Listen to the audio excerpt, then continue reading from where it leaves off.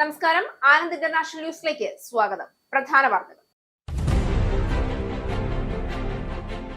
ബ്രിട്ടനിലെ ബ്രെക്സിറ്റോടെ ആരംഭിച്ച രാഷ്ട്രീയ ഭൂചലനം ഇനിയും അവസാനിച്ചിട്ടില്ല. കഴിഞ്ഞ 10 വർഷത്തിനിടെ രാജ്യം കണ്ടത് 6 പ്രധാനമന്ത്രിമാരെ. David Cameron, Theresa May, Boris Johnson, Liz Truss, Rishi Sunak, Keir Starmer എന്നിവർക്ക് ശേഷം 7ാമനായുള്ള കാത്തിരിപ്പിൽ രാജ്യം. ബ്രിട്ടനിൽ രാഷ്ട്രീയ പ്രതിസന്ധികൾ ആരംഭിച്ചത് യൂറോപ്യൻ യൂണിയൻ വിടുന്നതിന് വേണ്ടി 2016 നടന്ന ജനഹിത പരിശോധനയോടെ. ബ്രെക്സിറ്റ് കരാർ പാർലമെന്റിൽ പാസാക്കുന്നതിൽ നേരിട്ട തിരിച്ചടികൾ മേയെ സ്ഥാനമൊഴിയാൻ നിർബന്ധിതയാക്കിയതോടെ ബോറിസ് ജോൺസൺ സ്ഥാനത്തേക്കെത്തി. സ്റ്റാർമറിനെതിരെ പാർട്ടിയിൽ എതിർവികാരം ശക്തമാകാൻ കാരണം സുനകിന്റെ പിൻഗാമിയായി 2024 നടന്ന പ്രാദേശിക തെരഞ്ഞെടുപ്പിലെ തിരിച്ചടി. ബ്രിട്ടീഷ് പ്രധാനമന്ത്രി സ്ഥാനത്ത് നിന്ന് രാജി പ്രഖ്യാപിച്ച് കെയർ സ്റ്റാർമർ. സ്റ്റാർമറിനെ രാജിവെക്കേണ്ടി വന്നത് തിരഞ്ഞെടുപ്പുകളിലെ കനത്ത തിരിച്ചടി, നയപരമായ പരാജയങ്ങൾ, ജനപ്രീതിയിലുണ്ടായ ഇടിവ് എന്നിവയെ തുടർന്ന് പാർട്ടിയിലെ 100ലധികം എംപിമാരും മുതിർന്ന ക്യാബിനറ്റ് മന്ത്രിമാരും രാജി ആവശ്യപ്പെട്ട സാഹചര്യത്തിൽ. സ്റ്റാർമറുടെ രാജിയിലേക്കുള്ള വഴി വേഗത്തിലായത് ലേബർ പാർട്ടിയിലെ അദ്ദേഹത്തിന്റെ പ്രധാന എതിരാളിയും മുൻ ഗ്രേറ്റർ മാഞ്ചസ്റ്റർ മേയറുമായ ആൻഡി ബേൺഹാം ഉപതെരഞ്ഞെടുപ്പിൽ ജയിച്ച് പാർലമെന്റിലേക്ക് തിരഞ്ഞെടുക്കപ്പെട്ടതോടെ. ലേബർ പാർട്ടി അധികാരത്തിൽ തുടരുകയാണെങ്കിൽ പ്രധാനമന്ത്രി പദത്തിലേക്ക് ആൻഡി ബേൺഹാം എത്തും. പ്രധാനമന്ത്രി സ്ഥാനവും ലേബർ പാർട്ടി നേതൃത്വവും ഏറ്റെടുക്കാൻ തയ്യാറാണെന്ന് പ്രഖ്യാപിച്ച് ബേൺഹാമിനെ പിന്തുണച്ച് വെസ്റ്റ് സ്ട്രീറ്റിൽ. ബ്രിട്ടനിലെ രാഷ്ട്രീയ നേതൃത്വത്തിന്റെ മാറ്റം യുകെയിലെ മലയാളി സമൂഹത്തെ എങ്ങനെ ബാധിക്കുമെന്ന ചോദ്യം ശക്തമാകുന്നു. UK മലയാളികൾക്ക് ഏറെ ആശങ്കയാകുന്ന കുടിയേറ്റ നയത്തിൽ ILR 10 വർഷമാക്കണമെന്ന നിർദ്ദേശത്തിൽ ഹോം സെക്രട്ടറി ഷബാന മഹ്മൂദിനെ പിന്തുണയ്ക്കുന്ന രീതിയിൽ ആൻഡി ബേൺഹാം. പുതിയ പ്രധാനമന്ത്രി വന്നാലും സർക്കാരിന്റെ മുന്നിലുള്ള ശുപാർശകളിൽ മാറ്റമൊന്നും പ്രതീക്ഷിക്കേണ്ട എന്ന് വിദഗ്ധർ. പൗണ്ടിന്റെ കത്തിക്കേറിയ വില കുറച്ചു നാളത്തേക്കെങ്കിലും താഴേക്ക് ഇറങ്ങുമെന്ന് സൂചന. പൗണ്ടിൽ കനത്ത ഇടിവിന്റെ നാളുകൾ എത്തുകയാണോ എന്ന ആശങ്ക ശക്തമാക്കി ഒരൊറ്റ മാസം കൊണ്ട് സംഭവിച്ചത് 5 രൂപയുടെ വ്യത്യാസം. ഇറാനെതിരെയുള്ള യുദ്ധ ചെലവുകൾക്കായി പെന്റഗൺ US സെനറ്റർമാരോട് ആവശ്യപ്പെട്ടിരിക്കുന്നത് $80 ബില്യൺ. യുദ്ധത്തിന്റെ ആദ്യ ആഴ്ചയിൽ മാത്രം ചെലവായത് $11.3 ബില്യൺ. പെന്റഗണിനായി വൈറ്റ് ഹൌസ് ലക്ഷ്യമിടുന്നത് നിലവിലെ സാമ്പത്തിക വർഷത്തെക്കാൾ ഏകദേശം 50% വർധനവോടെ $1.5 ട്രില്യൺ വമ്പൻ ബജറ്റ്. രാജ്യത്തെ ജീവിത ചെലവ് വർദ്ധിച്ചു നിൽക്കുന്ന സാഹചര്യത്തിൽ യുദ്ധത്തിനായി നികുതി പണം ഒഴുക്കുന്നതിനെതിരെ പ്രതിഷേധം ശക്തം. ഇറാൻ അമേരിക്ക സമാധാന ചർച്ചകളുടെ പശ്ചാത്തലത്തിൽ American state secretary Marco Rubio ഇന്ന് പശ്ചിമേഷ്യൻ പര്യടനത്തിന് തുടക്കമിടും. UAE, കുവൈറ്റ്, ബഹ്റൈൻ എന്നീ 3 ഗൾഫ് രാജ്യങ്ങൾ സന്ദർശിക്കുന്ന റൂബിയോ ബഹ്റൈനിൽ നടക്കുന്ന ഗൾഫ് കോർപ്പറേഷൻ കൗൺസിൽ വിദേശകാര്യ മന്ത്രിമാരുടെ യോഗത്തിലും പങ്കെടുക്കും. രാജ്യത്തിനകത്ത് യാഥാസ്ഥിതിക വിഭാഗങ്ങളിൽ നിന്നും മാധ്യമങ്ങളിൽ നിന്നും രൂക്ഷ വിമർശനം നേരിട്ട് അമേരിക്കയുമായുള്ള സമാധാന ചർച്ചകളിൽ പങ്കെടുത്ത ഇറാൻ പ്രതിനിധി സംഘം. വിദേശ ഫണ്ട് സ്വീകരിക്കുന്ന സന്നദ്ധ സംഘടനകൾക്ക് നിയന്ത്രണം കടുപ്പിച്ചുകൊണ്ട് പുതിയ വിജ്ഞാപനം പുറത്തിറക്കി കേന്ദ്ര സർക്കാർ. FCRA നിയമത്തിൽ വരുത്തിയ ഭേദഗതികൾ അനുസരിച്ച് വിദേശത്ത് നിന്ന് പണം സ്വീകരിക്കുന്ന NGO-കൾ അവരുടെ പ്രവർത്തനങ്ങളെ കുറിച്ച് കൂടുതൽ വ്യക്തമായ വിവരങ്ങൾ കേന്ദ്ര സർക്കാരിന് കൈമാറേണ്ടി വരും. NGO-കൾ ഏതൊക്കെ മേഖലകളിലാണ് പ്രവർത്തിക്കുന്നതെന്നും ഏതൊക്കെ സംസ്ഥാനങ്ങളിലോ കേന്ദ്രഭരണ പ്രദേശങ്ങളിലോ ആണ് ഇവയുടെ പ്രവർത്തന മേഖലയെന്നും കേന്ദ്ര സർക്കാരിനെ അറിയിക്കണം. ആരാധനാലയങ്ങളുടെ നിർമ്മാണം, മതവിദ്യാഭ്യാസം, ഭക്തിഗാനങ്ങൾ, ധാർമ്മിക ബോധവൽക്കരണം, പ്രഭാഷണങ്ങൾ, സത്സംഗങ്ങൾ, ധ്യാന ക്യാമ്പുകൾ എന്നിവ നടത്താൻ വിദേശ ഫണ്ട് ഉപയോഗിക്കാൻ അനുമതി. മതപരിവർത്തനവുമായി ബന്ധപ്പെട്ട പ്രവർത്തനങ്ങൾക്കായി പണം ഉപയോഗിക്കാൻ പാടില്ല എന്ന് സർക്കാർ. തൃണമൂൽ കോൺഗ്രസിലെ ആഭ്യന്തര പ്രശ്നങ്ങൾ രൂക്ഷമാകുന്നതിനിടയിൽ പുതിയ പ്രവർത്തക സമിതി രൂപീകരിച്ച് വിമത സംഘം.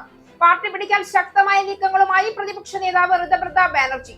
30 അംഗങ്ങൾ ഉൾപ്പെടുന്ന ദേശീയ പ്രവർത്തക സമിതി രൂപീകരിച്ച് വിമത വിഭാഗം. ദേശീയ പ്രവർത്തക സമിതി ചെയർപേഴ്സണായി അനൂപ് റോയിയെ തിരഞ്ഞെടുത്തു. പാർട്ടി ഘടനയിൽ മുൻ മുഖ്യമന്ത്രി മമതാ ബാനർജിക്ക് ഉപദേശകയുടെ സ്ഥാനത്ത് തുടരാമെന്ന് നിർദ്ദേശം. നേതൃമാറ്റത്തിൽ അവകാശവാദവുമായി വിമതർ തിരഞ്ഞെടുപ്പ് കമ്മീഷനെ സമീപിക്കും. സംസ്ഥാന കമ്മിറ്റിയും ജില്ലാ കമ്മിറ്റികളും പുനഃസംഘടിപ്പിക്കുമെന്നും വിമതപക്ഷം. വീര്യം കുറഞ്ഞ മദ്യത്തിന് നികുതി ഇളവ് നൽകിയതുമായി ബന്ധപ്പെട്ട് നിയമസഭയിൽ പ്രതിപക്ഷ ബഹളം. കർണാടകയിലെ ബക്കാടി കമ്പനിക്ക് വേണ്ടിയാണ് ഇത്തരമൊരു നികുതി ഇളവ് സർക്കാർ നൽകിയിരിക്കുന്നതെന്ന് പ്രതിപക്ഷ നേതാവ് പിണറായി വിജയൻ. സംസ്ഥാനത്ത് വലിയ തോതിലുള്ള മദ്യം ഒഴിവാക്കുന്നതിനും സ്വകാര്യ മദ്യ കമ്പനിക്ക് അമിതമായ ലാഭം കൊയ്യാനുമുള്ള അവസരം നികുതി ഇളവിലൂടെ ഉണ്ടായിരിക്കുകയാണ് എന്ന് വിമർശനം. വീര്യം കുറഞ്ഞ മദ്യത്തിന് നികുതി കുറയ്ക്കാനുള്ള നീക്കത്തിൽ അതൃപ്തി പരസ്യമാക്കി മുസ്ലിം ലീഗ് അധ്യക്ഷൻ സാദിഖ് അലി ശിഹാബ് തങ്ങൾ.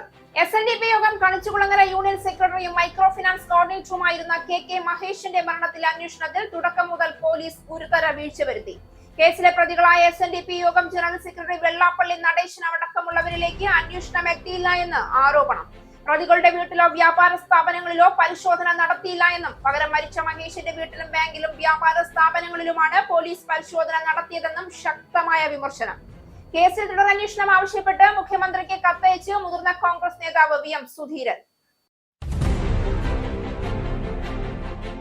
വാർത്തകൾ വിശദമായി. ബ്രിട്ടനിലെ ബ്രെക്സിറ്റോടെ ആരംഭിച്ച രാഷ്ട്രീയ ഭൂചലനം ഇതുവരെ അവസാനിച്ചിട്ടില്ല. കഴിഞ്ഞ 10 വർഷത്തിനിടെ രാജ്യം 6 പ്രധാനമന്ത്രിമാരെ കണ്ടു. David Cameron, Theresa May, Boris Johnson, Liz Truss, Rishi Sunak, Keir Starmer. 7ാമനായുള്ള കാത്തിരിപ്പിലാണ് രാജ്യം. യൂറോപ്യൻ യൂണിയൻ വിടുന്നതിനു വേണ്ടി 2016 ബ്രിട്ടനിൽ നടന്ന ജനഹിത പരിശോധനയോടെയാണ് രാഷ്ട്രീയ പ്രതിസന്ധികൾ ആരംഭിച്ചത്. ബ്രെക്സിറ്റിനെ തുടർന്ന് പ്രധാനമന്ത്രി കാമറൂൺ രാജിവെച്ചതോടെ മെയ് അധികാരത്തിലെത്തി. ബ്രെക്സിറ്റ് കരാർ പാർലമെന്റിൽ പാസാക്കുന്നതിൽ നേരിട്ട തിരിച്ചടികൾ മേയെ സ്ഥാനമൊഴിയാൻ നിർബന്ധിതയാക്കി. തുടർന്ന് അധികാരത്തിലെത്തിയ ജോൺസൺ 2019 തിരഞ്ഞെടുപ്പിൽ വൻ ഭൂരിപക്ഷത്തോടെ ജയിച്ചു. എന്നാൽ കോവിഡ് മഹാമാരി കാലത്ത് ഉയർന്ന വിവാദങ്ങളും പാർട്ടിഗേറ്റ് ആരോപണങ്ങളും അദ്ദേഹത്തിന്റെ രാഷ്ട്രീയ ജീവിതത്തിന്റെ നിറം കെടുത്തി. 2022 അദ്ദേഹം രാജിവെച്ചു. അടുത്ത ഊഴം ലിസ് ട്രസ്റ്റിന്റേതായിരുന്നു. ബ്രിട്ടീഷ് ചരിത്രത്തിൽ ഏറ്റവും കുറഞ്ഞ കാലം പ്രധാനമന്ത്രിയായി അവരും പടിയിറങ്ങി. സാമ്പത്തിക നയങ്ങളെ ചൊല്ലിയുള്ള വിവാദങ്ങളെ തുടർന്ന് വെറും 45 ദിവസത്തിനകം അവർക്ക് രാജിവെക്കേണ്ടി വന്നു. പിന്നീട് ഇന്ത്യൻ വംശജനായ ഋഷി സുനക് അധികാരമേറ്റെങ്കിലും സാമ്പത്തിക വെല്ലുവിളികൾ, കുടിയേറ്റ പ്രശ്നങ്ങൾ, ജനപ്രീതിയിലെ ഇടിവ് എന്നിവ അദ്ദേഹത്തിന്റെ ഭരണത്തെയും സമ്മർദ്ദത്തിലാക്കി. സുനകിന്റെ പിൻഗാമിയായി 2024 ജൂലൈയിലാണ് നടന്ന പ്രാദേശിക തിരഞ്ഞെടുപ്പിലെ തിരിച്ചടിയാണ് സ്റ്റാർമറിനെതിരെ പാർട്ടിയിൽ എതിർവികാരം ശക്തമാകാൻ കാരണം. തിരഞ്ഞെടുപ്പിന് മുൻപ് വാഗ്ദാനം ചെയ്ത സാമ്പത്തിക പുരോഗതി കൈവരിക്കാനായില്ല എന്നതും ജനപ്രീതി ഇടിച്ചു. നികുതി ക്ഷേമാനുകൂല്യങ്ങളിലെ ജനദ്രോഹപരമായ നയമാറ്റം തിരിച്ചടിയായി. ലൈംഗിക കുറ്റവാളി ജെഫ്രി എപ്സ്റ്റീന്റെ അടുപ്പക്കാരൻ പീറ്റർ മണ്ടേൽസിനെ യുഎസിലെ ബ്രിട്ടീഷ് സ്ഥാനപതിയാക്കിയതുമായി ബന്ധപ്പെട്ടും വിവാദം കത്തിപ്പടർന്നു. 14 വർഷത്തെ കൺസർവേറ്റീവ് പാർട്ടി ഭരണം അവസാനിപ്പിച്ച് കീർ സ്റ്റാർമറുടെ ലേബർ സർക്കാർ അധികാരത്തിലെത്തുന്നത് ഇപ്പോൾ 7ാമനായുള്ള കാത്തിരിപ്പിലാണ് രാജ്യം. ബ്രിട്ടീഷ് പ്രധാനമന്ത്രി സ്ഥാനത്ത് നിന്ന് രാജി പ്രഖ്യാപിച്ച് കീർ സ്റ്റാർമർ. തിരഞ്ഞെടുപ്പുകളിലെ കനത്ത തിരിച്ചടി, നയപരമായ പരാജയങ്ങൾ, ജനപ്രീതിയിലുണ്ടായ ഇടിവ് എന്നിവയെ തുടർന്ന് പാർട്ടിയിലെ 100ലധികം എംപിമാരും മുതിർന്ന ക്യാബിനറ്റ് മന്ത്രിമാരും അദ്ദേഹത്തിന്റെ രാജി ആവശ്യപ്പെടുകയായിരുന്നു. തിരഞ്ഞെടുപ്പുകളിലെ കനത്ത തിരിച്ചടി, നയപരമായ പരാജയങ്ങൾ, ജനപ്രീതിയിലുണ്ടായ ഇടിവ് എന്നിവയെ തുടർന്ന് പാർട്ടിയിലെ 100ലധികം എംപിമാരും മുതിർന്ന ക്യാബിനറ്റ് മന്ത്രിമാരും ബ്രിട്ടീഷ് പ്രധാനമന്ത്രി കീർ സ്റ്റാർമറുടെ രാജിക്ക് മുറവിളി ശക്തമാക്കുന്നതിനിടെ രാജി പ്രഖ്യാപിച്ച് സ്റ്റാർമർ. ലേബർ പാർട്ടിയിലെ അദ്ദേഹത്തിന്റെ പ്രധാന എതിരാളിയും മുൻ ഗ്രേറ്റർ മാഞ്ചസ്റ്റർ മേയറുമായ ആൻഡി ബേർണാം ഉപതെരഞ്ഞെടുപ്പിൽ ജയിച്ച് പാർലമെന്റിലേക്ക് തിരഞ്ഞെടുക്കപ്പെട്ടതോടെയാണ് സ്റ്റാർമറുടെ രാജിയിലേക്കുള്ള വഴി വേഗത്തിലായത്. അടുത്ത പ്രധാനമന്ത്രിയാകാൻ ഏറ്റവും കൂടുതൽ സാധ്യത കൽപ്പിക്കപ്പെടുന്നത് ആൻഡി ബേർണാമിനാണ്. സ്റ്റാർമർ തിങ്കളാഴ്ച രാജിവെച്ചേക്കുമെന്നും ഇതിനായുള്ള നടപടികൾ ആരംഭിച്ചെന്നും ബ്രിട്ടീഷ് പത്രമായ ഒബ്സർവർ ഇന്നലെ റിപ്പോർട്ട് ചെയ്തിരുന്നു. മന്ത്രിമാരും ഉപദേശകരും തൊഴിലാളി യൂണിയൻ നേതാക്കളുമായും നടത്തിയ ചർച്ചയ്ക്ക് ശേഷമാണ് സ്റ്റാർമർ രാജി തീരുമാനത്തിലേക്ക് എത്തിയത്. വിമത നീക്കങ്ങൾക്ക് മുന്നിൽ പിടിച്ചു നിൽക്കാനാകാതെയാണ് കീർ സ്റ്റാർമറുടെ രാജി. 2024 ജൂലൈ 5-നാണ് 650 അംഗ പാർലമെന്റിൽ 411 സീറ്റും നേടി സ്റ്റാർമറുടെ വിജയം. പ്രധാനമന്ത്രി പദത്തിൽ 2 വർഷം പൂർത്തിയാക്കാൻ ദിവസങ്ങൾ ബാക്കി നിൽക്കെയാണ് രാജിവെച്ച് ഒഴിയുന്നത്. രാജി തീരുമാനം ചാൾസ് രാജാവിനെ അറിയിച്ചതായും അദ്ദേഹം പറഞ്ഞു. പുതിയ നേതാവിനെ തിരഞ്ഞെടുക്കുന്നതുവരെ അദ്ദേഹം പ്രധാനമന്ത്രിയായി തുടരും. സെപ്റ്റംബർ ആദ്യവാരം പുതിയ പ്രധാനമന്ത്രി അധികാരമേറ്റെടുക്കും. പ്രധാനമന്ത്രി സ്ഥാനത്ത് നിന്നുള്ള കീർ സ്റ്റാർമറുടെ രാജിക്ക് പിന്നാലെ ലേബർ പാർട്ടി നേതാവായ ആൻഡി ബേൺഹാം സ്ഥാനത്തേക്ക് എത്തുമെന്ന് സൂചനകൾ. ലേബർ പാർട്ടി അധികാരത്തിൽ തുടരുകയാണെങ്കിൽ പ്രധാനമന്ത്രി പദത്തിലേക്ക് ആൻഡി എത്തുമെന്നാണ് ബ്രിട്ടീഷ് മാധ്യമങ്ങൾ റിപ്പോർട്ട് ചെയ്യുന്നത്. ആൻഡി ബേൺഹാം പ്രധാനമന്ത്രിയായി സ്ഥാനത്തേക്ക് എത്തുമെന്ന് സൂചനകൾ ശക്തമാകുന്നു. മുൻ ക്യാബിനറ്റ് മന്ത്രിയായും ഗ്രേറ്റർ മാഞ്ചസ്റ്റർ മേയറായും സേവനമനുഷ്ഠിച്ച ബേൺഹാമിന് ബ്രിട്ടീഷ് രാഷ്ട്രീയത്തിൽ വലിയ സ്വാധീനമുണ്ട്. വടക്കൻ ഇംഗ്ലണ്ടിന്റെ താൽപര്യങ്ങൾക്കായി നിലകൊണ്ടതിലൂടെ കിങ് ഓഫ് ദി നോർത്ത് എന്ന വിളിപ്പേര് അദ്ദേഹം സമ്പാദിച്ചു. പാർലമെന്റിലേക്ക് വൻ ഭൂരിപക്ഷത്തോടെ തിരിച്ചെത്തിയ അദ്ദേഹം സ്റ്റാർമറുടെ പിൻഗാമിയായി പ്രധാനമന്ത്രി പദത്തിലേക്ക് എത്താനുള്ള വലിയ സാധ്യതയാണ് നിലവിലുള്ളത്. കീർ സ്റ്റാർമർ രാജിവെച്ച പ്രധാനമന്ത്രി സ്ഥാനവും ലേബർ പാർട്ടി നേതൃത്വവും ഏറ്റെടുക്കാൻ തയ്യാറാണെന്ന് അദ്ദേഹം പ്രഖ്യാപിച്ചിട്ടുണ്ട്. 1970 ജനുവരിയിൽ ലിവർപൂളിലാണ് ആൻഡി ബേൺഹാം ജനിച്ചത്. 15-ാം വയസ്സിൽ ലേബർ പാർട്ടിയിൽ ചേർന്ന അദ്ദേഹം കേംബ്രിഡ്ജ് സർവകലാശാലയിൽ നിന്ന് ഇംഗ്ലീഷ് സാഹിത്യത്തിൽ ബിരുദം നേടി. 2001-ലാണ് അദ്ദേഹം ആദ്യമായി പാർലമെന്റിലേക്ക് തിരഞ്ഞെടുക്കപ്പെട്ടത്. ടോണി ബ്ലെയർ, ഗോർഡൺ ബ്രൗൺ എന്നിവരുടെ സർക്കാരുകളിൽ ആഭ്യന്തരം, ട്രഷറി, ആരോഗ്യം തുടങ്ങിയ വകുപ്പുകളിൽ അദ്ദേഹം പ്രധാന പദവികൾ വഹിച്ചു. 2008-ൽ കൾച്ചറൽ സെക്രട്ടറിയായും 2009-ൽ ഹെൽത്ത് സെക്രട്ടറിയായും സേവനമനുഷ്ഠിച്ചു. 2017-ൽ പാർലമെന്റ് വിട്ട അദ്ദേഹം ഗ്രേറ്റർ മാഞ്ചസ്റ്ററിന്റെ തിരഞ്ഞെടുക്കപ്പെട്ട ആദ്യ മേയറായി ചുമതലയേറ്റു. ഈ കാലയളവിൽ ഗതാഗതം, പാർപ്പിടം, തൊഴിൽ തുടങ്ങിയ മേഖലകളിൽ ശ്രദ്ധ കേന്ദ്രീകരിച്ചു. COVID-19 കാലത്ത് വടക്കൻ ഇംഗ്ലണ്ടിന് വേണ്ടിയുള്ള അദ്ദേഹത്തിന്റെ ശക്തമായ നിലപാടുകൾ കാരണം കിങ് ഓഫ് ദി നോർത്ത് എന്ന വിളിപ്പേരും അദ്ദേഹത്തിന് ലഭിച്ചു. 2026-ൽ മേക്കർഫീൽഡിൽ നിന്നുള്ള എംപിയെ അദ്ദേഹം വീണ്ടും പാർലമെന്റിലേക്ക് തിരഞ്ഞെടുക്കപ്പെട്ടു. ഇതിനു മുൻപ് 2010-ലും 2015-ലും ലേബർ പാർട്ടി നേതൃസ്ഥാനത്തേക്ക് മത്സരിച്ചുവെങ്കിലും പരാജയപ്പെടുകയായിരുന്നു. എന്നാൽ നിലവിലെ സാഹചര്യത്തിൽ ലേബർ പാർട്ടിയെ നയിക്കാൻ താൻ തയ്യാറാണെന്ന് അദ്ദേഹം അറിയിച്ചിട്ടുണ്ട്. വെസ്റ്റ് റീഡിംഗിനെ പോലെയുള്ള പ്രമുഖ നേതാക്കളുടെ പിന്തുണയും ആൻഡി ബേൺഹാമിനുണ്ട്. ബ്രിട്ടനിലെ രാഷ്ട്രീയ നേതൃത്വത്തിന്റെ മാറ്റം യുകെയിലെ മലയാളി സമൂഹത്തെ എങ്ങനെ ബാധിക്കുമെന്ന ചോദ്യം ശക്തമാകുന്നു. ഇതിന് പ്രധാനമായും 2 ഉത്തരങ്ങളാണ് ലഭിക്കുന്നത്. പൗണ്ടിന്റെ കത്തിക്കേറിയ വില കുറച്ചു നാളത്തേക്കെങ്കിലും താഴേക്ക് ഇറങ്ങുമെന്നതാണ് ഒന്നാമത്തെ സൂചന. നാട്ടിലേക്ക് പണം അയക്കേണ്ട മലയാളികൾക്ക് ഇതത്ര നല്ല സൂചന അല്ല. ബ്രിട്ടനിൽ രാഷ്ട്രീയ നേതൃത്വത്തിന്റെ മാറ്റം യുകെയിലെ മലയാളി സമൂഹത്തെയും ബാധിക്കുമെന്ന് ഉറപ്പ്. പൗണ്ടിന്റെ കത്തിക്കേറിയ വില കുറച്ചു നാളത്തേക്കെങ്കിലും താഴേക്ക് ഇറങ്ങുമെന്ന് സൂചന. കഴിഞ്ഞ മാസം 1 പൗണ്ട് നൽകിയാൽ 129 രൂപ വരെ ലഭിച്ചിരുന്ന സ്ഥാനത്ത് ഇന്നലെ കിട്ടിയ വില 124 രൂപയാണ്.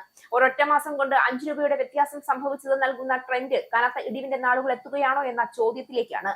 ഇത് ഇനിയും താഴേക്ക് ഇറങ്ങുമെന്ന് ഉറപ്പാണ്. നാണയ വിപണിയാണ് ഏറ്റവും വേഗത്തിൽ ഇത്തരം സാഹചര്യങ്ങളോട് പ്രതികരിക്കുന്നതിന്റെ സൂചനയുമായാണ് ഇന്നലെ കാണാനായത്. യുകെ മലയാളികൾക്ക് ഏറെ ആശങ്കയാകുന്ന കുടിയേറ്റ നയത്തിൽ ILR 10 വർഷമാക്കണമെന്ന നിർദ്ദേശത്തിൽ ഹോം സെക്രട്ടറി ഷബാന മഹ്മൂദിനെ പിന്തുണയ്ക്കുന്ന രീതിയാണ് ആന്റി ബെർഹാമും സ്വീകരിച്ചിരിക്കുന്നത്. അതിനാൽ പുതിയ പ്രധാനമന്ത്രി വന്നാലും ഇപ്പോൾ സർക്കാരിന്റെ മുന്നിലുള്ള ശുപാർശകളിൽ ഒരു മാറ്റവും പ്രതീക്ഷിക്കേണ്ട എന്നാണ് വിലയിരുത്തലുകൾ. പ്രത്യേകിച്ചും രാഷ്ട്രീയ നേട്ടമുണ്ടാക്കാൻ ഇന്നലെ തന്നെ റിഫോം പാർട്ടി പൊതുതിരഞ്ഞെടുപ്പ് ആവശ്യപ്പെട്ട പശ്ചാത്തലത്തിൽ സർക്കാരിന്റെ മുഖം മിനുക്കിയെടുക്കൽ തന്നെയാകും പുതിയ പ്രധാനമന്ത്രിയുടെയും പ്രധാന പണി. അതിനാൽ കയ്യടി മേടിക്കാനുള്ള എല്ലാ ശ്രമവും പുതിയ പ്രധാനമന്ത്രിക്കും ഏറ്റെടുക്കേണ്ടി വരുമെന്ന് വ്യക്തമാണ്.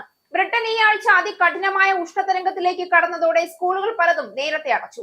റോഡുകൾ കനത്ത ചൂടിൽ ഉരുകിയൊലിക്കാൻ തുടങ്ങിയപ്പോൾ പല ട്രെയിൻ സർവീസുകളും റദ്ദു ചെയ്യേണ്ടതായി വന്നു. റോഡ്, റെയിൽ, വ്യോമയാന മേഖലകളിൽ ഗതാഗതം തടസ്സമുണ്ടായതിനു തൊട്ടുപിറകെ മെറ്റ് ഓഫീസ് വളരെ വിരളമായ റെഡ് എക്സ്ട്രീം ഹീറ്റ് വാർണിംഗ് പുറപ്പെടുവിച്ചു. ജീവന് തന്നെ ഭീഷണിയാകുമെന്ന ഘട്ടത്തിൽ പുറപ്പെടുവിക്കുന്ന ഈ മുന്നറിയിപ്പ് വന്നതോടെ ബ്രിട്ടനിലെ ദൈനംദിന ജീവിതം താറുമാറാവുകയാണ്. ഇന്നലെ തികച്ചും അപ്രതീക്ഷിതമായി താപനില 40 ഡിഗ്രി സെൽഷ്യസ് കടന്നതോടെ യുകെയിലെ എക്കാലത്തെയും റെക്കോർഡ് താപനിലയായ 2022 40.3 ഡിഗ്രി സെൽഷ്യസ് മറികടക്കുമെന്നാണ് മെറ്റ് ഓഫീസ് പറയുന്നത്. വരും ദിവസങ്ങളിൽ ഈ റെക്കോർഡ് തകർത്ത് ചൂട് കൂടും. അകത്തളങ്ങളിൽ കൂടി ചൂട് അസഹ്യമാകുന്ന രീതിയിലേക്കാണ് സാഹചര്യം മാറുന്നത്. ഇതോടെ കടുത്ത ചൂട് വിദ്യാർത്ഥികളുടെ ആരോഗ്യത്തെ പ്രതികൂലമായി ബാധിക്കുമെന്ന ആശങ്കയിൽ പല സ്കൂളുകളും നേരത്തെ അടച്ചുപൂട്ടി. ഉച്ചഭക്ഷണ സമയത്തോടെ സ്കൂൾ അടയ്ക്കുമെന്ന് പല ഹെഡ് ടീച്ചർമാരും വ്യക്തമാക്കിയിട്ടുണ്ട്. മറ്റു ചില സ്കൂളുകളിൽ വിദ്യാർത്ഥികൾക്ക് PE കിറ്റുകൾ ധരിക്കാനുള്ള സമ്മതം നൽകിയിട്ടുണ്ട്. ചില സ്കൂളുകൾ സ്പോർട്സ് ഡേ റദ്ദു ചെയ്യുകയും ചെയ്തു. രാജ്യത്താകമാനം തന്നെ ജനങ്ങളുടെ ജീവനെ ഭീഷണി ഉയർത്തുന്ന തരത്തിലാണ് ചൂട് വർദ്ധിക്കുന്നതെന്നാണ് UK ആരോഗ്യ സുരക്ഷാ ഏജൻസി നൽകിയ മുന്നറിയിപ്പിൽ പറയുന്നത്. അതിനിടയിൽ എയർ കണ്ടീഷനിംഗ് ഇല്ലാത്ത കാറുകളിലെ അത്യാവശ്യമല്ലാത്ത യാത്രകളെ റദ്ദാക്കാൻ ആവശ്യപ്പെട്ട് RACയും രംഗത്തെത്തി. അതുപോലെ ഉരുകിയൊലിക്കുന്ന നിരത്തുകളിൽ വാഹനം ഓടിക്കുമ്പോൾ കൂടുതൽ ശ്രദ്ധിക്കണമെന്ന് AI നിർദ്ദേശിച്ചിട്ടുണ്ട്. സൗത്താംപ്ടൺ, കാർഡിഫ്, ബ്രിസ്റ്റോൾ തുടങ്ങിയ പല നഗരസഭകളും ജനങ്ങളോട് അവരുടെ മാലിന്യക്കൂടകൾ പതിവിലും നേരത്തെ വീടിന് പുറത്ത് വെക്കണമെന്ന് ആവശ്യപ്പെട്ടിട്ടുണ്ട്. കടുത്ത ചൂടിൽ നിന്നും രക്ഷപ്പെടാൻ മാലിന്യ ശേഖരണ തൊഴിലാളികൾ പതിവിലും നേരത്തെ ജോലി ആരംഭിക്കുന്നതിനാലാണിത്. കടുത്ത ചൂടിൽ റെയിൽ പാളങ്ങൾ വികസിക്കാൻ സാധ്യതയുള്ളതിനാൽ ചില ട്രെയിൻ ഓപ്പറേറ്റർമാർ പുതിയ വേഗതാ നിയന്ത്രണങ്ങളും കൊണ്ടുവന്നിട്ടുണ്ട്. ഇതിൽ ചില ട്രെയിൻ യാത്രക്കാർ അമർഷവും രേഖപ്പെടുത്തുകയുണ്ടായി. സമയമാറ്റങ്ങളും മറ്റും കുറെ കൂടി നേരത്തെ പ്രഖ്യാപിക്കേണ്ടതായിരുന്നു എന്നാണ് അവർ പറയുന്നത്. അതിനിടയിൽ തൊഴിലിടങ്ങളിൽ തൊഴിലാളികളുടെ ആരോഗ്യത്തെ ബാധിക്കാത്ത രീതിയിൽ താപനില ക്രമീകരിക്കണമെന്ന് സർക്കാർ ആവശ്യപ്പെട്ടു.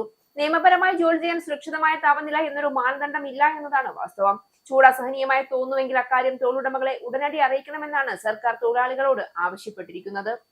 ഇറാനെതിരെയുള്ള യുദ്ധ ചെലവുകൾക്കായി പെന്റഗൺ US സെനറ്റർമാരോട് ആവശ്യപ്പെട്ടിരിക്കുന്നത് $80 ബില്യൺ.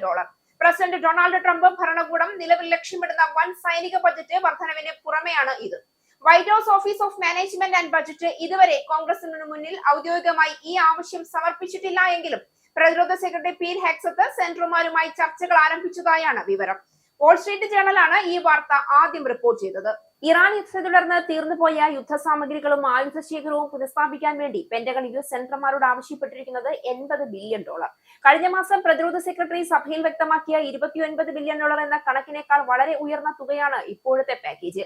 യുദ്ധത്തിന്റെ ആദ്യ ആഴ്ചയിൽ മാത്രം $11.3 ബില്യൺ ചെലവായതായാണ് കണക്ക്. എന്നാൽ യുദ്ധത്തിന്റെ തുടക്കത്തിൽ പെന്റഗൺ കണക്കാക്കിയ $200 ബില്യൺ കുറവാണിത്. ഈ തുകയിൽ ആക്രമണങ്ങളിൽ തകർന്ന US സൈനിക താവളങ്ങളുടെ പുനർനിർമ്മാണ ചെലവ് ഉൾപ്പെട്ടിട്ടില്ല. നിലവിലെ സാമ്പത്തിക വർഷത്തേക്കാൾ ഏകദേശം 50% വർധനവോടെ $1.5 ട്രില്യൺ വമ്പൻ ബജറ്റാണ് പെന്റഗണിനായി വൈറ്റ് ഹൌസ് ലക്ഷ്യമിടുന്നത്. ഇതിൽ $1.1 ട്രില്യൺ സാധാരണ ബജറ്റ് വഴിയും ബാക്കി $350 ബില്യൺ ഈ വേനൽക്കാലത്ത് പ്രത്യേക വോട്ടെടുപ്പിലൂടെയും നേടിയെടുക്കാനാണ് റിപ്പബ്ലിക്കൻ പാർട്ടിയുടെ ശ്രമം. ഇറാനുമായി ട്രംപ് ഉണ്ടാക്കിയ സമാധാന കരാറിനെ ഡെമോക്രാറ്റിക് അംഗങ്ങൾ സംശയത്തോടെയാണ് വീക്ഷിക്കുന്നത്. രാജ്യത്ത് ജീവിത ചെലവ് വർദ്ധിച്ചു നിൽക്കുന്ന സാഹചര്യത്തിൽ യുദ്ധത്തിനായി നികുതി പണം ഒഴുക്കുന്നതിനെതിരെ ശക്തമായ പ്രതിഷേധമുണ്ട്. ഇറാൻ അണവായുധം കൈക്കലാക്കിയാൽ ഉണ്ടാകുന്ന ഭവിഷ്യത്തുകളുമായി താരതമ്യം ചെയ്യുമ്പോൾ ഈ തുക വലുതല്ല എന്നാണ് പ്രതിരോധ സെക്രട്ടറി പീറ്റ് ഹെഗ്സത്തിന്റെ നിലപാട്. ഇറാൻ അമേരിക്ക സമാധാന ചർച്ചകളുടെ പശ്ചാത്തലത്തിൽ American state secretary Marco Rubio ഇന്ന് പശ്ചിമേഷ്യൻ പര്യടനത്തിന് തുടക്കമിടും. UAE, കുവൈറ്റ്, ബഹ്റൈൻ എന്നീ 3 ഗൾഫ് രാജ്യങ്ങൾ സന്ദർശിക്കുന്ന റൂബിയോ ബഹ്റൈനിൽ നടക്കുന്ന ഗൾഫ് കോർപ്പറേഷൻ കൗൺസിൽ വിദേശകാര്യ മന്ത്രിമാരുടെ യോഗത്തിലും പങ്കെടുക്കും. അമേരിക്ക ഇറാൻ ധാരണയെക്കുറിച്ച് ഗൾഫ് രാജ്യങ്ങൾക്കുള്ള ആശങ്കകൾ അകറ്റുകയും അവരുടെ സുരക്ഷാ താൽപര്യങ്ങൾക്ക് യാതൊരു ഭീഷണിയും ഉണ്ടാകില്ല എന്ന് ഉറപ്പു നൽകുകയും ചെയ്യുക എന്ന ലക്ഷ്യത്തോടെ ഇറാൻ അമേരിക്ക സമാധാന ചർച്ചകളുടെ പശ്ചാത്തലത്തിൽ American state secretary Marco Rubio ഇന്ന് പശ്ചിമേഷ്യൻ പര്യടനത്തിന് തുടക്കമിടും. അതേസമയം അമേരിക്കയുമായുള്ള സമാധാന ചർച്ചകളിൽ പങ്കെടുത്ത ഇറാൻ പ്രതിനിധി സംഘം രാജ്യത്തിനകത്ത് യാഥാസ്ഥിതിക വിഭാഗങ്ങളിൽ നിന്നും മാധ്യമങ്ങളിൽ നിന്നും രൂക്ഷ വിമർശനമാണ് നേരിടുന്നത്. ചർച്ചാ സംഘത്തിന്റെ യാത്ര മുടങ്ങാനായി വിമാനത്താവളം അടഞ്ഞുകിടന്നിരുന്നുവെങ്കിൽ എന്ന് തങ്ങൾ ആഗ്രഹിച്ചു പോയെന്ന ഔദ്യോഗിക റേഡിയോ ആൻഡ് ടെലിവിഷൻ നെറ്റ്വർക്കായ IRIB അടക്കം കടുത്ത വിമർശനമാണ് ഉയർത്തുന്നത്. വിമർശനം ശക്തമായതോടെ ചർച്ചകൾക്ക് നേതൃത്വം നൽകിയ പാർലമെന്റ് സ്പീക്കർ മുഹമ്മദ് ബഖീർ ഖാലിഫവ് രംഗത്തെത്തി. അമേരിക്കയുമായുള്ള ചർച്ച നടന്നിരുന്നില്ല എങ്കിൽ ലെബനനിൽ ഇതിനകം തന്നെ കൂടുതൽ മുസ്ലിം രക്തം വീഴുമായിരുന്നുവെന്ന് അദ്ദേഹം വിശദീകരിച്ചു. തന്ത്രപ്രധാനമായ ഹോർമുസ് കടലിടുക്കിന്റെ നിയന്ത്രണവും ഭരണപരമായ കാര്യങ്ങളും അന്താരാഷ്ട്ര നിയമങ്ങൾക്ക് അനുസൃതമായി ഇറാൻ തന്നെ കൈകാര്യം ചെയ്യുമെന്നും സ്പീക്കർ വ്യക്തമാക്കി.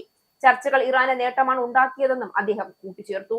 പശ്ചിമേഷ്യയിലെ സംഘർഷം അവസാനിപ്പിക്കാനായി ഒപ്പുവെച്ച 14 ധാരണാപത്രവുമായി ബന്ധപ്പെട്ട് സ്വിറ്റ്സർലൻഡിൽ നടന്ന US ഇറാൻ ചർച്ചകൾക്കു ശേഷം US vice president JD Vance മടങ്ങി. വളരെ ഫലപ്രദമായ 36 മണിക്കൂറുകളായിരുന്നുവെന്ന് JD വാൻസ് മടക്കയാത്രയ്ക്ക് മുന്നോടിയായി മാധ്യമങ്ങളോട് പറഞ്ഞു.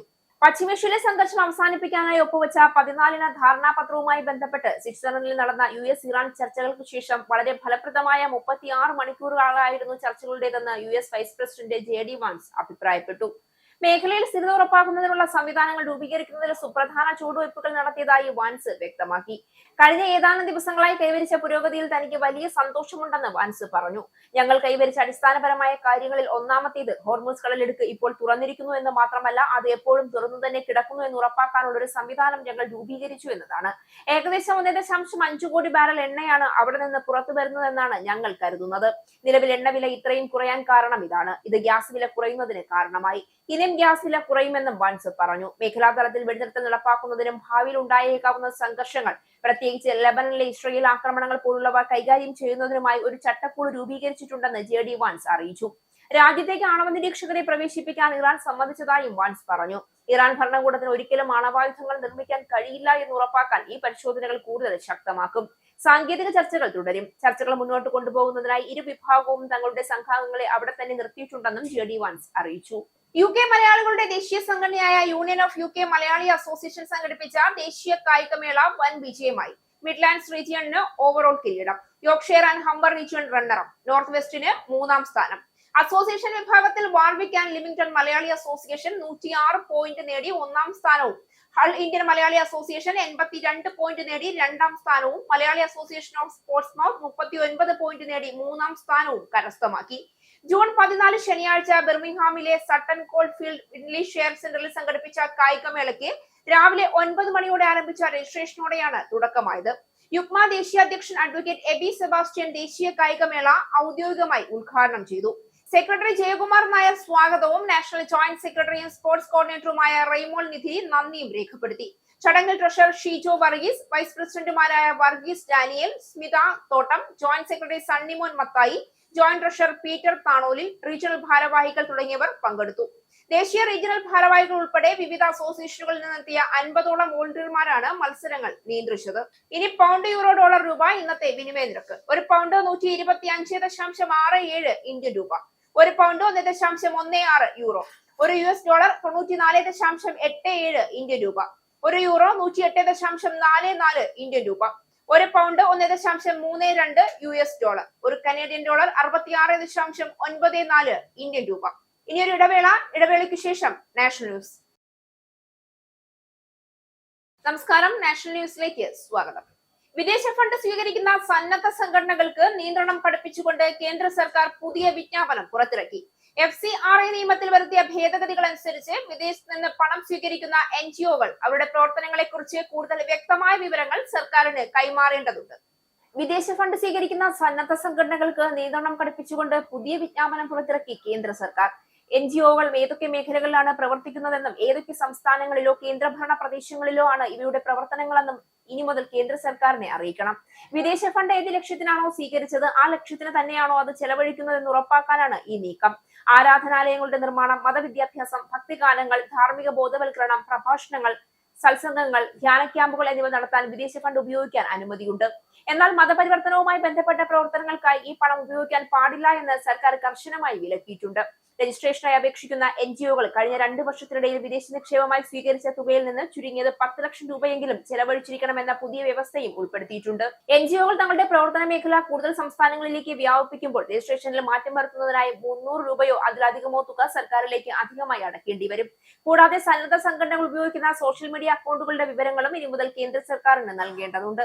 വിദേശ ഫണ്ട് വിനിയോഗിക്കുന്നതിൽ കൂടുതൽ സുതാര്യത കൊണ്ടുവരുന്നതിനും ദുരുപയോഗം തടയുന്നതിനുമാണ് നടപടികളെന്നാണ് സർക്കാർ വാദം. കേന്ദ്രമന്ത്രി ജോർജ് കുര്യൻ രാജിവെച്ചു. രാജ്യസഭാ കാലാവധി പൂർത്തിയായതിനു പിന്നാലെയാണ് രാജി.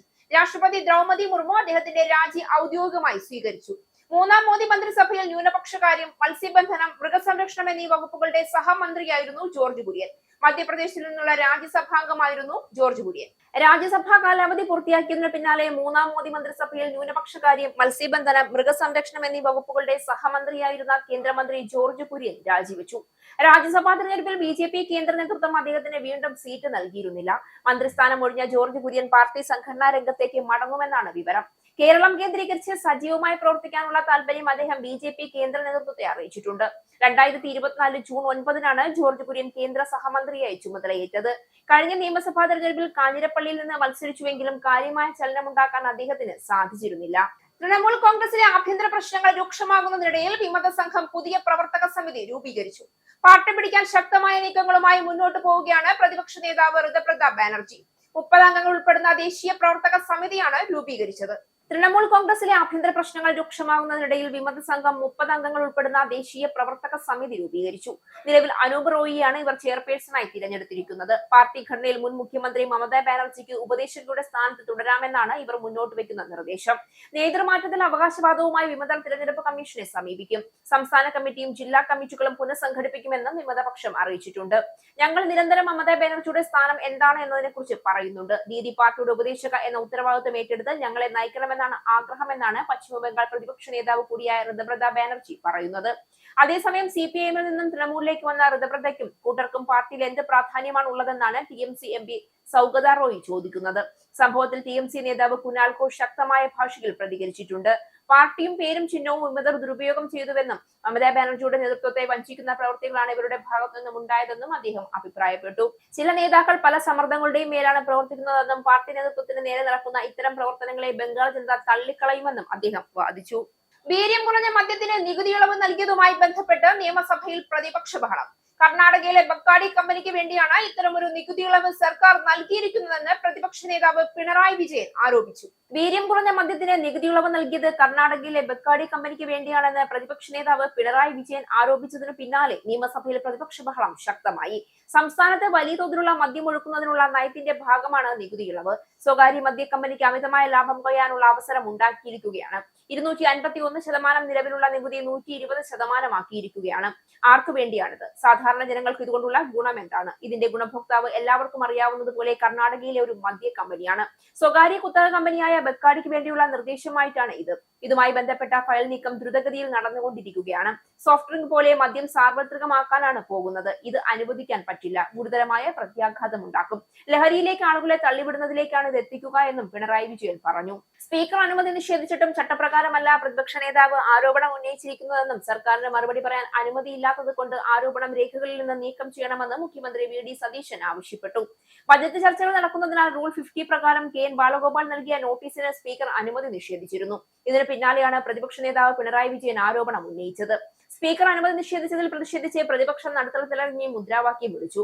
മദ്യ ഉപഭോഗം കുറയ്ക്കുമെന്ന UDF നയത്തിന് വിരുദ്ധമായാണ് ഈ നിലപാടെന്നാണ് വിമർശനം. സർക്കാർ നല്ല ഉദ്ദേശത്തോടെ ചെയ്യുന്ന കാര്യങ്ങളാണെങ്കിൽ പോലും ജനങ്ങൾക്ക് സ്വീകാര്യമാണെന്ന് ഉറപ്പുവരുത്തണമെന്ന് KC വേണുഗോപാൽ പറഞ്ഞു. പാർട്ടിക്കുള്ളിൽ ചർച്ചയുണ്ടാകുമെന്നും അദ്ദേഹം പറയുകയുണ്ടായി. എക്സൈസ് മന്ത്രിയുമായി കൂടിയാലോചന നടത്താതെയാണ് നികുതി നിശ്ചയിച്ചതെന്ന വിമർശനവും ഉയർന്നിരുന്നു. വീര്യം കുറഞ്ഞ മദ്യത്തിന് നികുതി കുറയ്ക്കാനുള്ള നീക്കത്തിൽ അതൃപ്തി പരസ്യമാക്കി മുസ്ലിം ലീഗ്. മദ്യനികുതി ഇളവുമായി ബന്ധപ്പെട്ട് ഉയർന്നിട്ടുള്ള ആശങ്കകൾ ദൂരീകരിക്കാൻ സർക്കാരിന് കഴിയണമെന്ന് മുസ്ലിം ലീഗ് അധ്യക്ഷൻ സാദിഖ് അലി ശിഹാബ് തങ്ങൾ നിലപാട് വ്യക്തമാക്കി. വീര്യം കുറഞ്ഞ മദ്യത്തിന് നികുതി കുറയ്ക്കാനുള്ള നീക്കത്തിൽ അതൃപ്തി പരസ്യമാക്കി മുസ്ലിം ലീഗ് രംഗത്തെത്തി. ലഹരി നാടുകടത്താനുള്ള ഓപ്പറേഷൻ തൂഫാൻ പദ്ധതിയെ നാടും നഗരവും ഏറ്റെടുക്കുമ്പോൾ തന്നെയാണ് ബജറ്റിലെ ഈ പ്രഖ്യാപനമെന്നും സാദിഖ് അലി തങ്ങൾ ചൂണ്ടിക്കാട്ടി.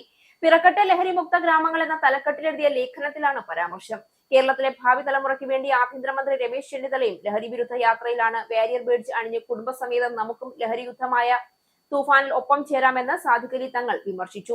വീര്യം കുറഞ്ഞ മദ്യത്തിന് നികുതി ഇളവ് അനുവദിക്കാനുള്ള തീരുമാനത്തിൽ കോൺഗ്രസിനുള്ളിൽ തന്നെ അതൃപ്തി പുകയുന്നതിനിടയിലാണ് മുന്നണിയിലെ മുഖ്യകക്ഷിയും രംഗത്തെത്തുന്നത്. മുഖ്യമന്ത്രി വി ഡി സതീശന്റെ ഏകപക്ഷീയമായ തീരുമാനമാണിതെന്ന ആക്ഷേപം ഇതിനകം ഉയർന്നു. എക്സൈസ് മന്ത്രി പോലും അറിയാതെയായിരുന്നു ബജറ്റിലെ പ്രഖ്യാപനം. തുടർന്ന് എം ലിജു വി ഡി സതീശനുമായി കൂടിക്കാഴ്ച നടത്തിയിരുന്നു. മദ്യനയത്തിന്റെ കാര്യത്തിൽ ഉൾപ്പെടെ ഉയർന്ന ആശങ്കകൾ ദൂരീകരിക്കേണ്ട ഉത്തരവാദിത്തം സർക്കാരിനുണ്ട് എന്ന് AICC general secretary KC Venugopal കഴിഞ്ഞ ദിവസം പ്രതികരിച്ചിരുന്നു. സർക്കാർ എടുക്കുന്ന നടപടികളിൽ ആർക്കെങ്കിലും പ്രയാസമുണ്ടെങ്കിൽ പാർട്ടി തലത്തിൽ ചർച്ച ചെയ്യുമെന്നും വിമർശനങ്ങളിൽ പങ്കുചേരാൻ ഉദ്ദേശിക്കുന്നില്ല എന്നുമായിരുന്നു KC വേണുഗോപാൽ പ്രതികരിച്ചത്. തീരുമാനത്തിൽ തിരുത്തൽ ആവശ്യപ്പെട്ട് മുതിർന്ന കോൺഗ്രസ് നേതാവ് VM സുധീരനും മുഖ്യമന്ത്രിക്ക് കത്തയച്ചിരുന്നു. ഒരാളുടെ തീരുമാനം കൂട്ടായി ന്യായീകരിക്കുക എന്നത് ജനാധിപത്യ മാതൃക അല്ല എന്ന് കോൺഗ്രസ് നേതാവ് ജിൻഡോ ജോണും വിമർശിച്ചിരുന്നു. SNDP യോഗം കണിച്ചുകുളങ്ങര യൂണിയൻ സെക്രട്ടറിയും മൈക്രോ ഫിനാൻസ് കോർഡിനേറ്ററുമായിരുന്ന KK മഹേഷിന്റെ മരണത്തിലെ അന്വേഷണത്തിൽ തുടക്കം മുതൽ പോലീസ് വരുത്തിയത് ഗുരുതര വീഴ്ച. കേസിലെ പ്രതികളായ SNDP യോഗം ജനറൽ സെക്രട്ടറി വെള്ളാപ്പള്ളി നടേശൻ അടക്കമുള്ളവരിലേക്ക് അന്വേഷണം എത്തിയില്ല. SNDP യോഗം കണിച്ചുകുളങ്ങര യൂണിയൻ സെക്രട്ടറിയും മൈക്രോ ഫിനാൻസ് കോർഡിനേറ്ററുമായിരുന്ന KK മഹേഷിന്റെ മരണത്തിലെ അന്വേഷണത്തിൽ തുടക്കം മുതൽ പോലീസ് വരുത്തിയത് ഗുരുതര വീഴ്ച എന്ന റിപ്പോർട്ട്. പ്രതികളുടെ വീട്ടിലോ വ്യാപാര സ്ഥാപനങ്ങളിലോ പരിശോധന നടത്തിയില്ല. പകരം മരിച്ച മഹേഷിന്റെ വീട്ടിലും ബാങ്കിലും വ്യാപാര സ്ഥാപനങ്ങളിലുമാണ് പോലീസ് പരിശോധന നടത്തിയത്. DIG ഹർഷിതയാണ് കേസ് ആദ്യം അന്വേഷിച്ചത്. മരണത്തിൽ അസ്വാഭാവികത ഇല്ല എന്നും സാധാരണ ആത്മഹത്യയാണെന്നും ഹർഷിത റിപ്പോർട്ട് നൽകി. എന്നാൽ അന്വേഷണം ആവശ്യപ്പെട്ട് അന്നത്തെ മുഖ്യമന്ത്രി പിണറായി വിജയനെ കുടുംബം കത്ത് നൽകി. 2022 ക്രൈംബ്രാഞ്ചിന് കേസ് കൈമാറി. പക്ഷേ 34 പേജുള്ള ആത്മഹത്യാക്കുറിപ്പിലെ പല ആരോപണങ്ങളിലും ക്രൈംബ്രാഞ്ച് പരിശോധന നടത്തിയിട്ടില്ല. വെള്ളാപ്പള്ളിയിലേക്ക് അന്വേഷണം നീങ്ങിയില്ല എന്ന് മാത്രമല്ല, പരീതന്റെ വീട്ടിൽ നിരന്തരം അന്വേഷണം നടത്തുകയും ചെയ്തു. മഹേഷിന്റെ സാമ്പത്തിക ഇടപാടടക്കം അന്വേഷിച്ചു. കേസിൽ ഇതുവരെ വെള്ളാപ്പള്ളിയെ ചോദ്യം ചെയ്തിട്ടില്ല. 2022 ജാമ്യമില്ലാ വകുപ്പ് പ്രകാരം FIR ചുമത്താൻ കോടതി നിർദ്ദേശിച്ചുവെങ്കിലും വെള്ളാപ്പള്ളിയെ അറസ്റ്റ് ചെയ്യാനോ നോട്ടീസ് അയക്കാനോ പോലീസ് തയ്യാറായിട്ടില്ല. നോർവേ ഫിഫ ലോകകപ്പിന്റെ നോക്കൌട്ടിൽ ഗ്രൂപ്പ് ഐയിൽ സെനഗലിനെ 3-2 ഗോളിന് തോൽപ്പിച്ചാണ് നോർവേ അടുത്ത റൗണ്ടിലേക്ക് മുന്നേറിയത്. എർലിംഗ് ഹാലൻഡിന്റെ ഇരട്ട ഗോളും മാർക്കസ് പീറ്റേഴ്സൺ നേടിയ ഏക ഗോളുമാണ് നോർവേക്ക് ജയമൊരുക്കിയത്. സെനഗലിന് വേണ്ടി ഇസ്മായില സാർ ഇരട്ട ഗോൾ നേടി. ഗ്രൂപ്പിൽ നിന്ന് ഫ്രാൻസും നേരത്തെ നോക്കൌട്ടിലെത്തിയിരുന്നു. സെനഗലും ഇറാഖും 2 തോൽവികളുമായി പുറത്തേക്കുള്ള വഴിയിലാണ്. നോർവേ ഫിഫ ലോകകപ്പിന്റെ നോക്കൌട്ടിൽ ഗ്രൂപ്പ് ഐയിൽ സെഗലിനെതിരെ 3-2 ഗോളിന് തോൽപ്പിച്ചാണ് നോർവേ അടുത്ത റൗണ്ടിലേക്ക് മുന്നേറിയത്. മത്സരത്തിന്റെ തുടക്കം മുതൽ നോർവേ വ്യക്തമായ ആധിപത്യം പുലർത്തുന്ന കാഴ്ചയാണ് കാണാനായത്. 3-ാം മിനിറ്റിൽ തന്നെ നോർവേക്ക് കോർണറിൽ നിന്ന് ഒരു അവസരം ലഭിച്ചു. കോർണർ കിക്കിൽ ഡിഫൻഡർ ക്രിസ്റ്റോഫർ എയറിന്റെ ഹെഡർ വലയിലേക്ക്. എന്നാൽ സെനഗൽ ഗോൾ കീപ്പർ എഡ്വേർഡ് മെൻഡിയുടെ അസാമാന്യമായ സേവ് തുണയായി. 6-ാം മിനിറ്റിൽ സെനഗലിനും ലഭിച്ചു ഒരവസരം. ഇസ്മായില സെറിന് മുതലാക്കാൻ സാധിച്ചില്ല. പിന്നീട് 43-ാം മിനിറ്റ് വരെ കാത്തിരിക്കേണ്ടി വന്നു. പകരക്കാരനായി വന്ന മാർക്കസ് പീറ്റേഴ്സൺ തന്റെ ആദ്യ അന്താരാഷ്ട്ര ഗോളാണ് നേടിയത്. പന്ത് കൃത്യസമയത്ത് ക്ലിയർ ചെയ്യുന്നതിൽ ഖലീദു കൗലിബാലി പരാജയപ്പെട്ടതാണ് സെനഗലിന് വിനയായത്. തന്റെ അനുഭവ സമ്പത്തിനെ വഞ്ചിച്ചു. ഇത് നോർവേക്ക് അനുകൂലമായ ഒരു ഷോർട്ട് റേഞ്ച് നീക്കത്തിന് വഴിയൊരുക്കുകയും 33 മത്സരങ്ങൾക്ക് ശേഷം പീറ്റേഴ്സന്റെ ആദ്യ ഗോളിന് കാരണമാവുകയും ചെയ്തു. കളി അല്പം വികസിച്ചു തുടങ്ങിയ സമയമായിരുന്നു അത്. മധ്യഭാഗത്ത് അമിത ശ്രദ്ധ കേന്ദ്രീകരിച്ചിരുന്നത് കൊണ്ട് പീറ്റേഴ്സന് അവസരം മുതലെടുക്കാൻ സാധിച്ചു. പ്രധാന വാർത്തകൾ ഒരിക്കൽ കൂടി. ബ്രിട്ടനിൽ ബ്രെക്സിറ്റോടെ ആരംഭിച്ച രാഷ്ട്രീയ ഭൂചലനം ഇനിയും അവസാനിച്ചിട്ടില്ല. കഴിഞ്ഞ 10 വർഷത്തിനിടെ രാജ്യം കണ്ടത് 6 പ്രധാനമന്ത്രിമാരെ. David Cameron, Theresa May, Boris Johnson, Liz Truss, Rishi Sunak, Keir Starmer എന്നിവർക്ക് ശേഷം 7ാമനായുള്ള കാത്തിരിപ്പിൽ രാജ്യം. ബ്രിട്ടനിൽ രാഷ്ട്രീയ പ്രതിസന്ധികൾ ആരംഭിച്ചത് യൂറോപ്യൻ യൂണിയൻ വിടുന്നതിന് വേണ്ടി 2016 നടന്ന ജനഹിത പരിശോധനയോടെ.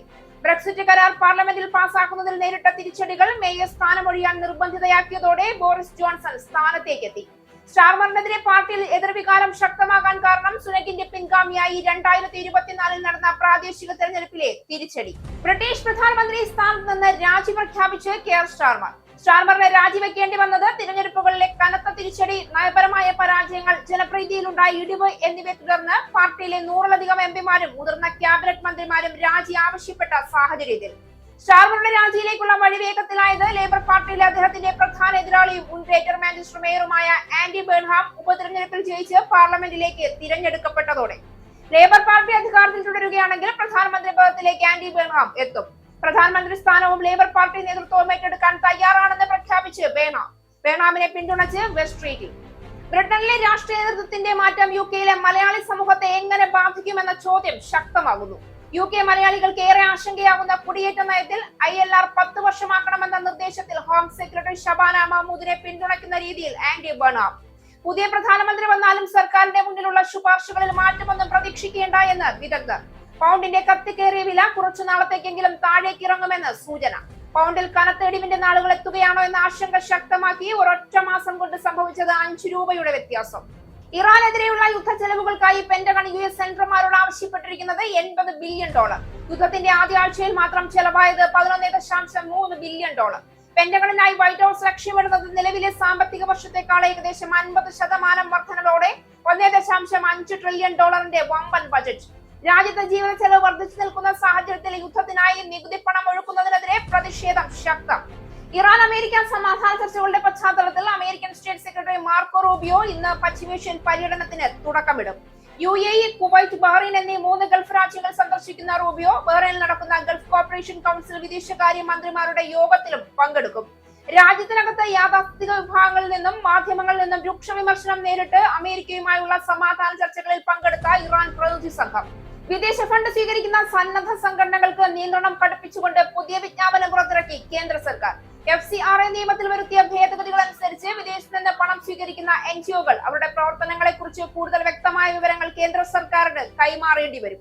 NGO-കൾ ഏതൊക്കെ മേഖലകളിലാണ് പ്രവർത്തിക്കുന്നതെന്നും ഏതൊക്കെ സംസ്ഥാനങ്ങളിലോ കേന്ദ്രഭരണ പ്രദേശങ്ങളിലോ ആണ് ഇവയുടെ പ്രവർത്തന മേഖലയെന്നും കേന്ദ്ര സർക്കാരിനെ അറിയിക്കണം.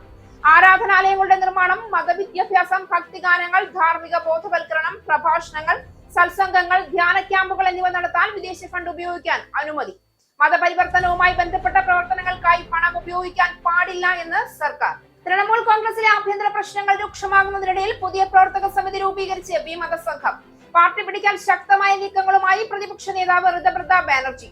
30 അംഗങ്ങൾ ഉൾപ്പെടുന്ന ദേശീയ പ്രവർത്തക സമിതി രൂപീകരിച്ച് വിമത വിഭാഗം. ദേശീയ പ്രവർത്തക സമിതി ചെയർപേഴ്സണായി അനൂപ് റോയിയെ തിരഞ്ഞെടുത്തു. പാർട്ടി ഘടനയിൽ മുൻ മുഖ്യമന്ത്രി മമതാ ബാനർജിക്ക് ഉപദേശകയുടെ സ്ഥാനത്ത് തുടരാമെന്ന് നിർദ്ദേശം. നേതൃമാറ്റത്തിൽ അവകാശവാദവുമായി വിമതർ തിരഞ്ഞെടുപ്പ് കമ്മീഷനെ സമീപിക്കും.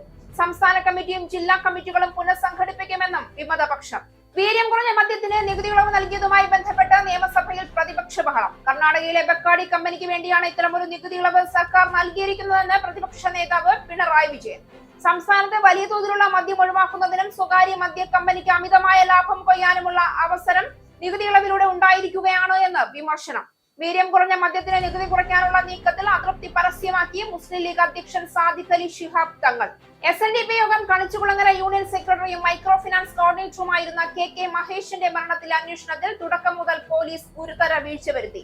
കേസിലെ പ്രതികളായ SNDP യോഗം ജനറൽ സെക്രട്ടറി വെള്ളാപ്പള്ളി നടേശൻ അടക്കമുള്ളവരിലേക്ക് അന്വേഷണം എത്തിയില്ല എന്ന് ആരോപണം. പ്രതികളുടെ വീട്ടിലോ വ്യാപാര സ്ഥാപനങ്ങളിലോ പരിശോധന നടത്തിയില്ല എന്നും പകരം മരിച്ച മഹേഷിന്റെ വീട്ടിലും ബാങ്കിലും വ്യാപാര സ്ഥാപനങ്ങളിലുമാണ് പോലീസ് പരിശോധന നടത്തിയതെന്നും ശക്തമായ വിമർശനം. കേസിൽ തുടരന്വേഷണം ആവശ്യപ്പെട്ട് മുഖ്യമന്ത്രിക്ക് കത്തയച്ച് മുതിർന്ന കോൺഗ്രസ് നേതാവ് VM സുധീരൻ. ഈ ന്യൂസ് ബുള്ളറ്റിൻ അവസാനിച്ചു. നന്ദി.